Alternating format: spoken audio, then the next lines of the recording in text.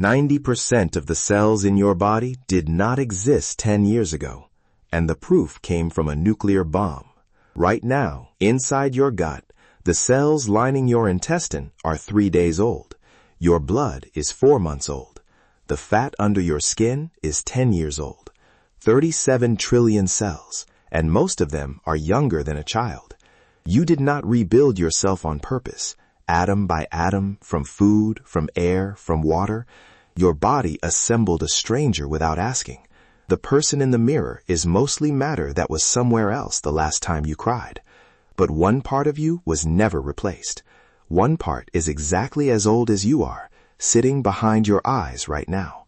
Jonas Frisen at the Karolinska Institute in Stockholm spent years measuring the true age of human cells. He found his ruler in the last place anyone would look, in fallout. Between 1955 and 1963, the United States, the Soviet Union, and Britain detonated hundreds of nuclear bombs in the open air. Each blast fired neutrons into the sky.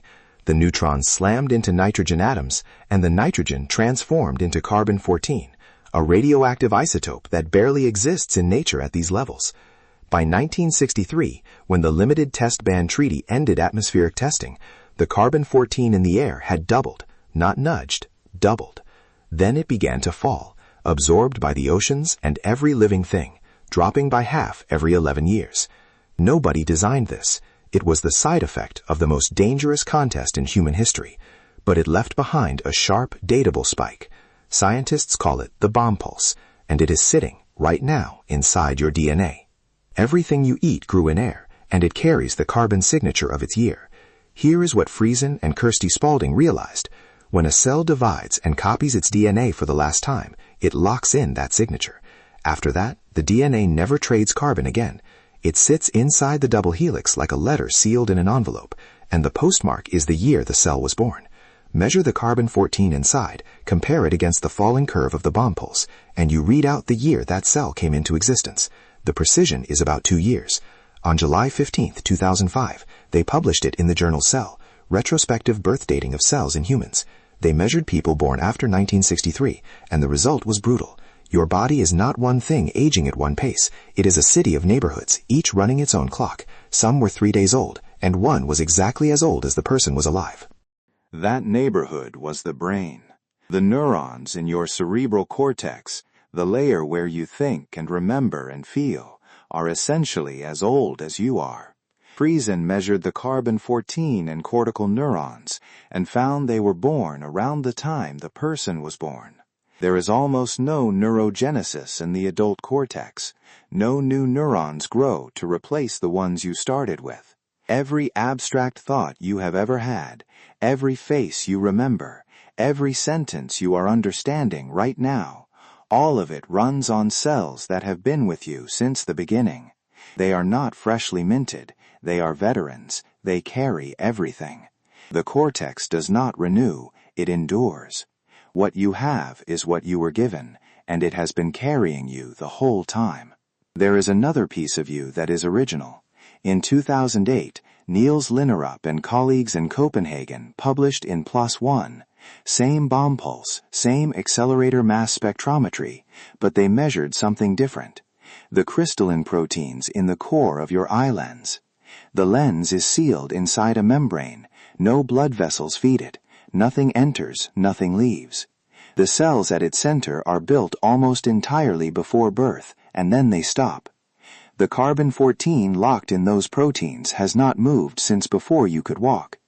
You are seeing this screen through a structure that formed when you were an infant, and the signal was so clean that Linnerup could estimate a person's birth year from the eye alone, accurate enough to be used in forensics. Not everything is that ancient, and not everything is fast. Take the heart. For a century, the muscle cells that contract 60 times a minute were believed to be permanent. In 2009, Olaf Bergman and Frisen published in Science that they do renew, but at a pace that makes geology look hasty. About 1% a year at age 25, and less than half of them replaced across an entire lifetime. Much of your heart has been beating with the same matter since before you can remember. And your fat carries a Stringer rule. About 10% of your fat cells are replaced every year, but the total number never changes. It is fixed in childhood. Lose 30 kilograms, gain 30. The cells shrink and swell, but the count was decided when you were 15, and it will not move. But deep in your brain, one place breaks the rule: the hippocampus, buried in your temporal lobe, where memory is made. Unlike the cortex, it grows new neurons your whole life. In 2013, Spalding and Bergman published in Cell that the adult hippocampus makes about 700 new neurons every day, turning over with only a modest decline into old age. They measured 55 people from 19 to 92. So your brain is two things at once. Your cortex freezes in place, an archive that never updates. Your hippocampus keeps building, a construction site that never closes. Right now, somewhere behind your eyes, you are growing fresh architecture for memories you have not made yet. And then there are the sprinters. The lining of your small intestine is replaced completely every 4 to 5 days. The stem cells at the base of its crypts divide faster than almost anything in your body. Right now, while you sit still, the cells touching everything you eat are being born and dying in a churn you cannot feel. Your red blood cells last about 120 days before macrophages pull them from circulation.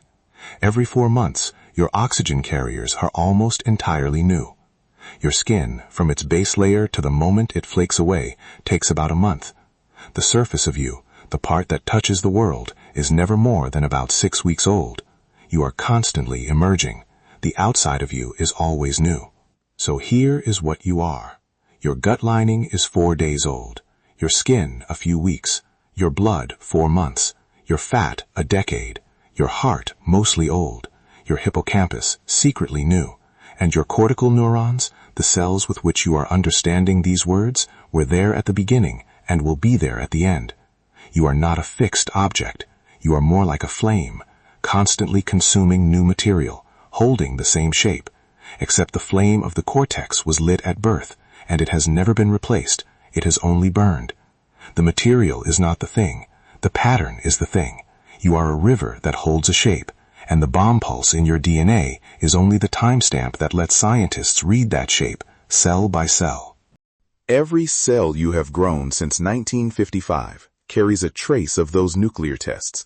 It is not dangerous. The amounts are far too small, but it is legible.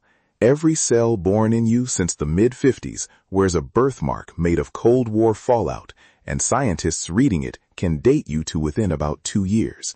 The arms race that terrified a generation left as its strangest legacy the finest biological clock ever placed inside the human body, and it revealed this.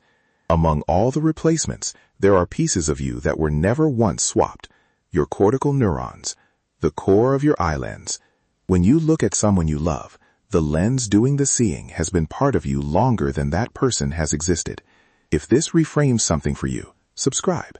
It tells the algorithm this kind of science belongs on your feed. But first, hold this.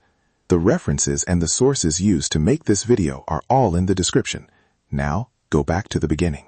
The neurons in your cortex that listened to the first song you ever loved, still there.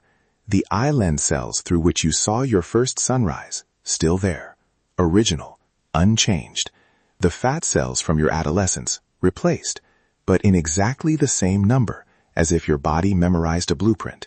And the Cold War, which spent 8 years filling the sky with radiation to threaten the future, ended up leaving inside every human alive since 1955, the most precise biological timestamp in history. The threat became a clock. The poison became a tool. And the tool revealed this. Most of you is younger than your youngest memory, but the matter that thinks and sees and remembers has been with you from the very start. You did not just survive the years, you carried them.